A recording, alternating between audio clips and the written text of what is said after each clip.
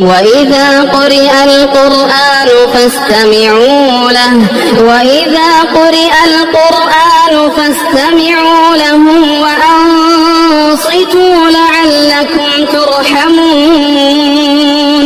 واذكر ربك في نفسك تضرعا وخيفة ودون الجهر من القول بالغدو والآصال ولا تكن من الغافلين إن الذين عند ربك لا يستكبرون عن عبادته ويسبحونه وله يسجدون.